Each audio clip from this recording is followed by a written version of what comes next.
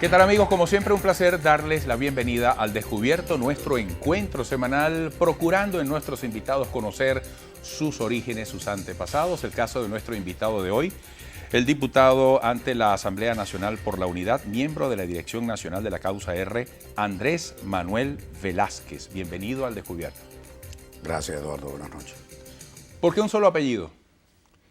Bueno, yo soy de esos de los que en el pasado, antes, se les llamaba hijos naturales. Soy de una convivencia de pareja, producto de esa convivencia, no casado. O sea, no, hijo no reconocido, como se dice popularmente en el ambiente, pues. ¿Y cómo fue esa relación familiar en esencia? Muy, muy buena, excelente. Yo soy hijo de un trabajador portuario, hoy fallecido, que en paz descanse, y de una mujer indígena, Carmen Velázquez, que todavía la disfruto, que vive conmigo allá en Ciudad Bolívar. Y bueno, esa es mi relación, una indígena cariña. Por eso siempre cuando me dicen, bueno, ¿tú de qué? Bueno, yo soy cariña, puro cariño. Suelo bromear con esto, pero allí están mis orígenes. Muy vinculado desde siempre al Estado Bolívar, pero nacido en Puerto La Cruz, Estado Anzoátegui. Exactamente, sí, señor. ¿Por qué no usa la corbata? ¿Cuál es la razón, si es que es el caso, si se puede calificar así, para resistirse a la corbata? No, yo creo que Llegó a ser un símbolo en la política, en el Parlamento. Creo que es obvio, no tengo cuello. Pero es solo esa la razón. No. Porque en algún momento Y además porque los militantes de la causa R, ninguno usaba corbata en el No, Parlamento. pero no es un dogma en la causa. En la causa nunca fue un dogma. ¿Casualidad? Yo no usaba y algunos otros no lo hacían. Pero una buena cantidad de mis compañeros perfectamente lo hacían. Sí. Usted se hizo en el activismo sindical, gremial, laboral. Usted llegó a ser presidente del sindicato más importante del momento, SUTIS, fundador del Centro de Estudiantes de la Escuela Técnica de Puerto La Cruz, de San Félix, de Cumaná, fue trabajador en Vencemos, en Pertigalete, fue trabajador en Sidor durante 13 años. De todo ese bagaje, ¿cuál considera ha sido su mayor aprendizaje? Y luego, como gremialista, sus grandes conquistas, sus grandes aportes al sector. Bueno, como dirigente estudiantil, una importante experiencia que nos llevó a relacionarnos con todo ese mundo de estudiantes de las escuelas técnicas, que eran estudiantes muy combativos en toda Venezuela. Y posteriormente, más allá de lo que fue mi pasaje por la empresa cementera Vencemos, mi gran experiencia, de verdad, lo que guardo como mi más recuerdo noble de todo el esfuerzo que en materia laboral hemos hecho, está allí ubicado en la Siderúrgica del Orinoco. Allí llegué a ser presidente de ese sindicato cuando el sindicato SUTIS era la vanguardia del movimiento obrero venezolano. Allí creamos una referencia sindical distinta, lo que se conoció en Venezuela como el nuevo sindicalismo.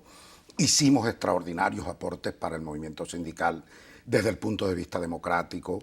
Allí reformamos estatutos que permitieron elegir de manera directa, de forma con el voto universal, secreto y directo, delegados departamentales, el establecimiento de los delegados departamentales, la rendición de cuentas, de la obligatoriedad de rendición de cuentas para los sindicalistas y a los trabajadores, la periodicidad para que no se entronizaran los dirigentes sindicales y se hicieran eternos y pudiera haber renovación permanente de la dirigencia.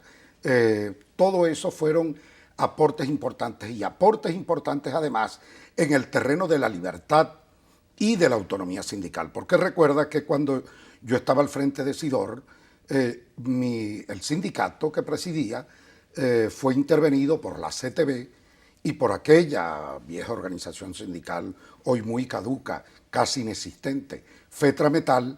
Intervino el sindicato y allí estuvimos dando una pelea por 6 años, hasta que de nuevo logramos que se renovaran las autoridades y volvimos a ganar el sindicato 6 años después de haber estado intervenido.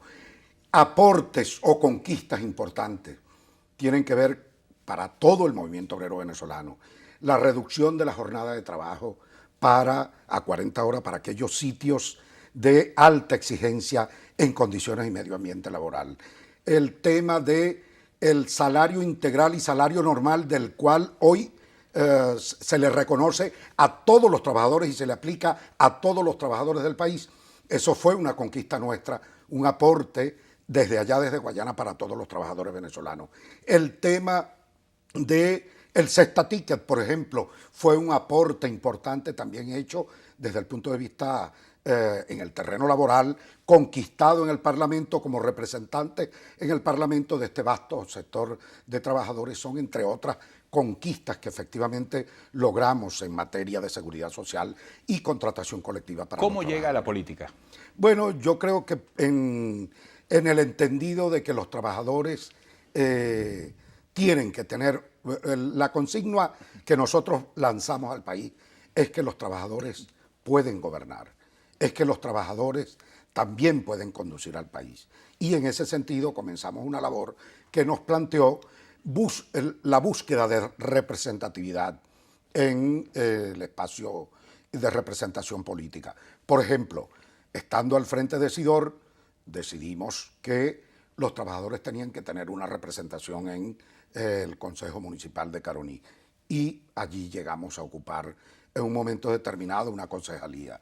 Decidimos buscar la representación de los trabajadores en el Parlamento Nacional, y logramos esa representación, y buscando, abriendo espacios para expresarnos, y luego planteamos el tema de la presidencia de la República bajo la consigna de que los trabajadores podían volar más alto, y que un trabajador conduciendo al país perfectamente podía plantear las cosas desde otro punto de vista, desde el punto de vista democrático, por supuesto, desde el punto de vista de la participación, por la experiencia en el permanente forcejeo de la discusión abierta, libre, democrática, con los trabajadores en esos portones y en todos los portones del país. Bueno, todo eso podía perfectamente permitirnos también una posibilidad en esa área. Ahora, usted llega a la Causa R, fundada por Alfredo Maneiro, de la cual vamos a hablar un poco más adelante, porque ya como candidato de esta organización pierde por muy estrecho margen el 93, nada menos que unas elecciones presidenciales con Rafael Caldera. Para esa gente que incluso todavía hoy puede pensar que usted ganó y no cobró, ¿cómo fue su interpretación de esa lectura en medio de aquella polémica que surgió ante el entonces Consejo Supremo Electoral? Vale, perfecto. No, pero eso sí me lo responde ahorita. Ahora, bueno, yo puedo decir que yo he sido víctima del Consejo Supremo Electoral y del Consejo Nacional Electoral. Yo pienso, y eso lo sostengo, que nadie en el país ha sido tan victimizado desde el punto de vista de la tramposería, el ventajismo. ¿Usted está diciendo que ganó en el 93 a Caldera? Yo soy de los que sostengo que es un sentimiento que priva también en una gran mayoría del país, que nosotros ganamos ese proceso electoral. Y yo le puedo decir, bueno, que hasta el último día de mi vida, efectivamente yo siento que fue así. Pero que el sistema, el status quo, de alguna manera fraguó una componenda que impidió el reconocimiento de esa victoria popular. No a Andrés Velázquez, sino al pueblo que efectivamente venía dando señales concretas de que las cosas tenían que cambiar en Venezuela. Y que las primeras señales de eso, Eduardo, fue precisamente la elección que se dio de los gobernadores. Cuando, a pesar de que Acción Democrática gobernaba el Estado Bolívar con tanta fuerza, pude abrirme paso allí. Y esa era una señal importante. Y Tablante en Aragua, y Salas Romer en Carabobo, y en el Zulia Osvaldo Álvarez Paz, que fueron esos primeros gobernadores que indicaban de alguna manera que el país comenzaba a exigir cambios. Esa lectura no la dieron las organizaciones políticas y al final de cuentas terminaron negándole al pueblo una victoria popular que nos hubiese ahorrado, yo estoy absolutamente seguro, esta situación que vivimos hoy día. porque conmigo en la presidencia de la República, sin duda alguna, este país hubiera pasado a una democracia moderna, a una transición de aquel viejo esquema ya cansado, pendular, de ir de un gobierno adeco a un gobierno copellano, hacia una transición de gobierno verdaderamente democrático, donde el país y el pueblo fueran efectivamente los protagonistas, y eso se impidió de alguna manera. Fuimos víctimas. Y se montó de tal manera ese desconocimiento que, fíjate tú, no hubo una protesta en ninguna parte del país. En la próxima parte, ¿intentó alguna vez, pensó, acaso es posible todavía ser presidente de la República después de aquel año 93? ¿Nunca creyó en el chavismo? Al regreso, por favor. Hoy Andrés Velázquez al descubierto.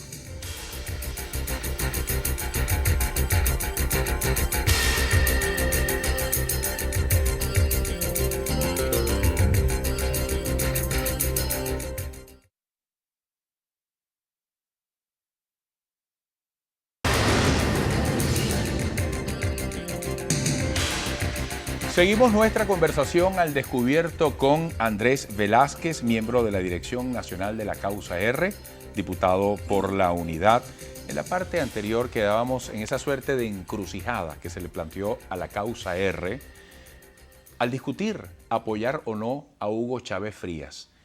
Yo cito estos nombres: Ali Rodríguez Araque, María Cristina Iglesias, Aristóbulo Istúriz, Maripili Hernández, Vladimir Villegas, Bernardo Álvarez, Mario Isea, Elvis Amoroso, entre otros.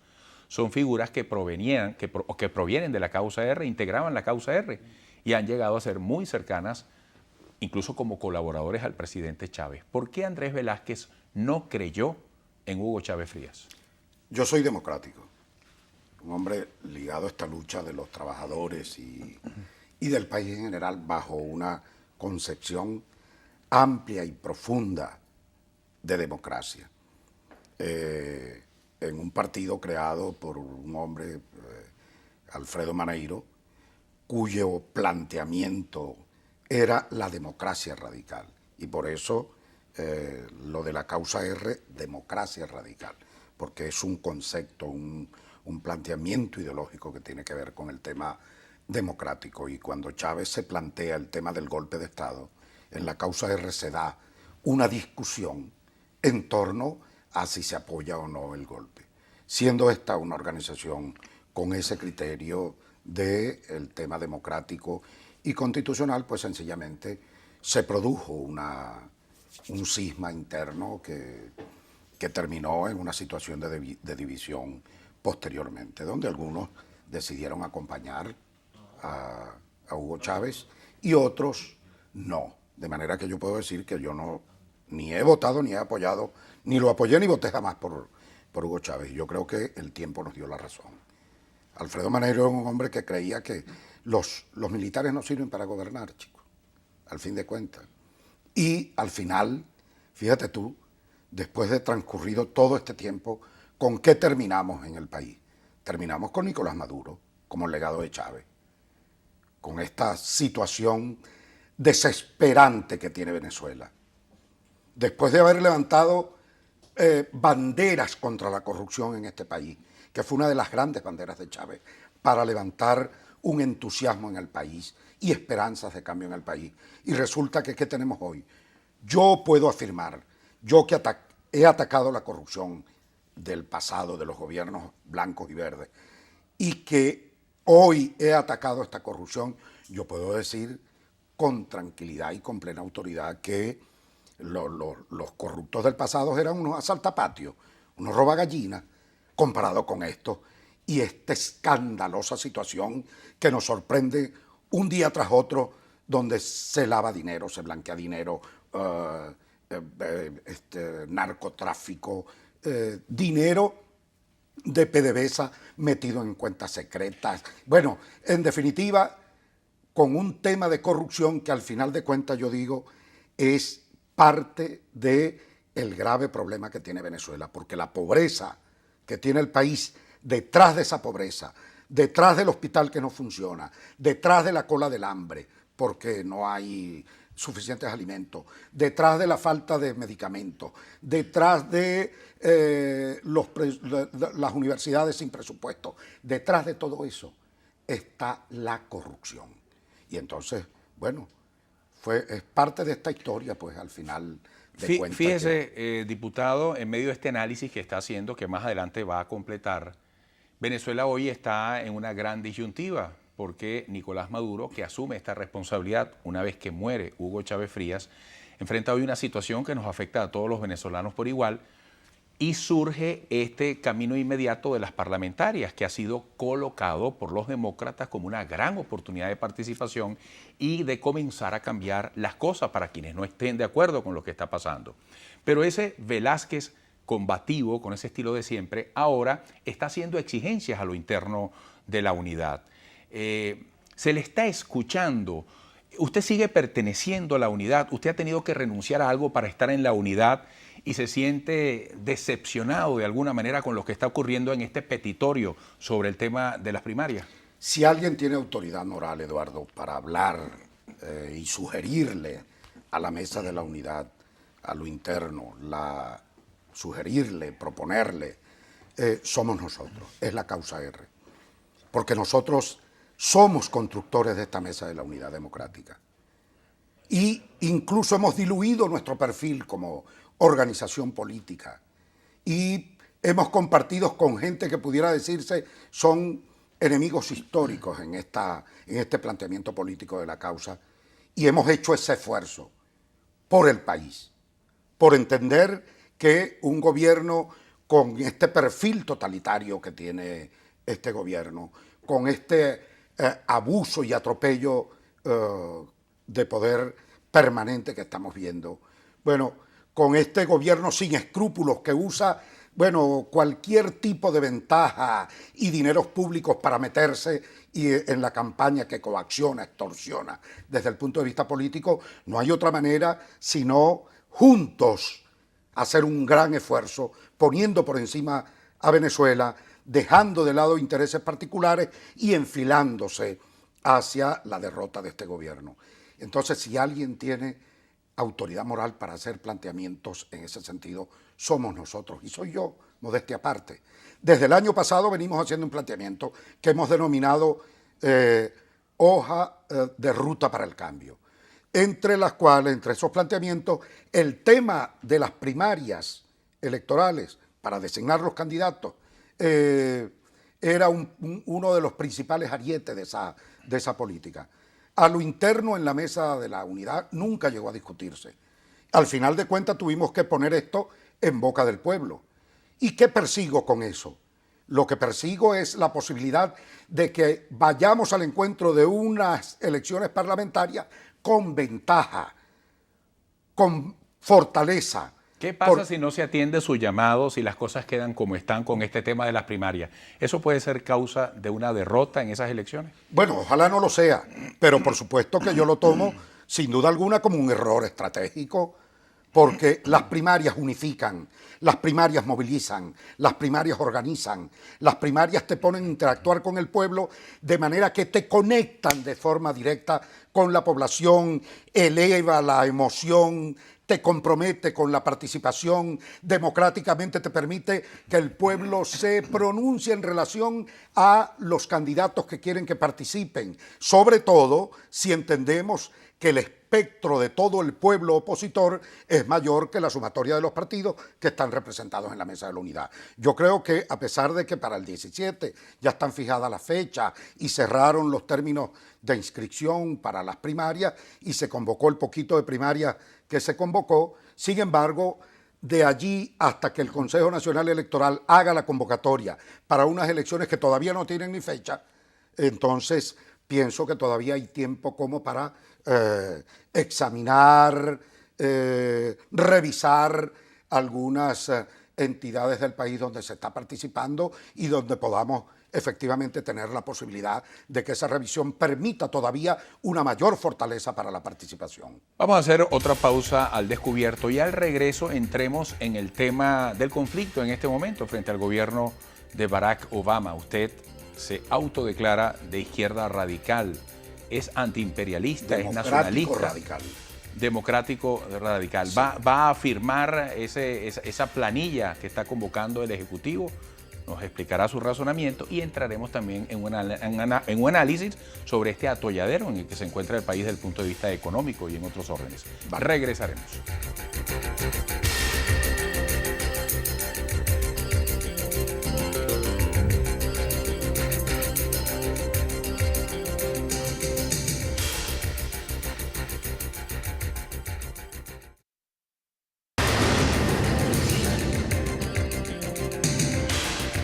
Amigos, continuamos al descubierto con Andrés Velázquez, miembro de la Dirección Nacional de la Causa R, diputado por la Unidad.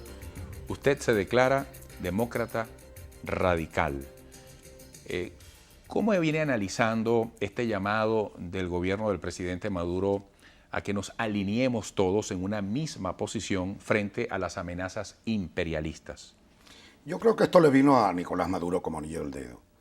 Y Nicolás Maduro sencillamente está, para decirlo popularmente, sacándole el jugo politiquero y, ¿por qué no, electorero a esto?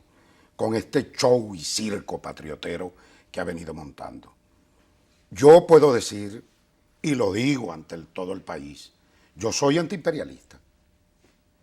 Yo soy y creo en la autodeterminación de los pueblos, Eduardo. Creo en la libertad y autonomía sindical. Creo en los derechos humanos. Creo en la democracia. Pero jamás me voy a prestar para este circo patriotero que ha montado Nicolás Maduro, que incluso han llegado a una situación verdaderamente repudiable de poner a empleados públicos en toda Venezuela, a juro y porque sí, obligados a firmar la bendita carta de Nicolás Maduro para Obama. Y dándole, por cierto, porque si quería darle una connotación a esto desde el punto de vista de país diplomático, bueno, hay canales por el cual hacerlo. Pero no montando este circo, en definitiva, para insultar al resto de los venezolanos que de alguna manera se percatan que esto es todo un show. Y yo digo que van a quedar muy mal dentro de 1 mes y medio, 2 meses, cuando no hayan llegado los portaaviones, ni los bombarderos hayan soltado las bombas que ellos dicen que van a soltar sobre Venezuela, y los marines no hayan desembarcado, yo voy a ver entonces con qué cuento irán a salir. Porque al fin de cuentos, el tema es que todo esto es usado para distraer a la población, y mientras él anda, Nicolás Maduro, de plaza en plaza, saltando para allá y para acá, recogiendo firmas, los saqueadores del país, los corruptos del país, los ladrones del erario público, pues sencillamente siguen robando los dineros. El hampa criminal sigue asesinando a la población y el pueblo venezolano sigue sufriendo en esas colas de 5 y 6 horas para encontrar alimento. ¿Cómo hacemos en el país? ¿Cuál debe ser el mensaje y cuál la acción para atender los reales problemas que además desde hace tiempo, aunque la gente piense que no se pueden complicar, se han venido haciendo más fuertes y más difíciles? ¿Cuál es el papel de la dirigencia política en este momento, consustancialmente unida con la sociedad y los problemas en común? Bueno, lo que uno pudiera entender de un gobierno serio es que se conectara con la angustia de la población, se conectara con ellos, atendiera qué es lo que preocupa al venezolano. Y todas las encuestas lo dicen. Aquí no hay que ser adivino. O Nicolás Maduro debería salir a la calle a escuchar, que le ponga oídos a la población. A la gente le preocupa el desabastecimiento, le preocupa la inseguridad permanente, le preocupa el tema de los servicios públicos, le preocupa a la población. El costo de la vida. Le preocupa el costo de la vida. Eso le preocupa a la población. ¿Y cómo es posible que un gobierno, por razones estrictamente, yo diría que ideológicas, se mantenga y se empeñe en mantener un modelo que fracasó estrepitosamente, que fracasaron en todos los órdenes? Y en ese sentido, bueno, poner de alguna manera los correctivos que definitivamente no los encontramos por ninguna parte. La población venezolana hoy sufre. Nosotros estamos al lado de ese pueblo que sufre, solidarios, los acompañamos. Yo creo que allí En ese sentido, tenemos que estimular sobre todo la participación de la población en estos procesos que vienen, porque yo soy de los que está convencido que con este gobierno no tenemos vida.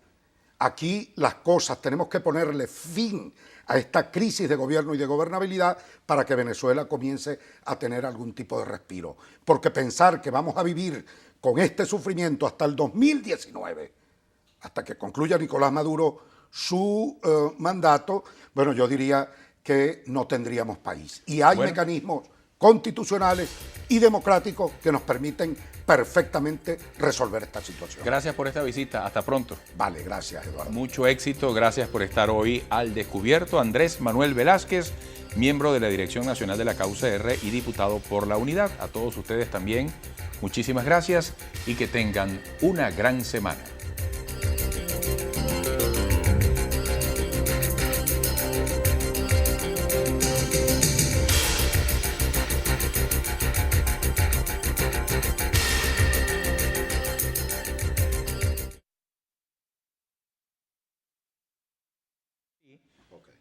Yo le voy a hablar a la cámara, de inmediato cuando tú veas que yo volteo a buscar esta grúa allí, tú vas a mirar para allá, sencillamente, y te vas a quedar viendo, porque yo voy a decir, voy a estar hablando con Andrés Velázquez, miembro de la Dirección Nacional de la Causa R.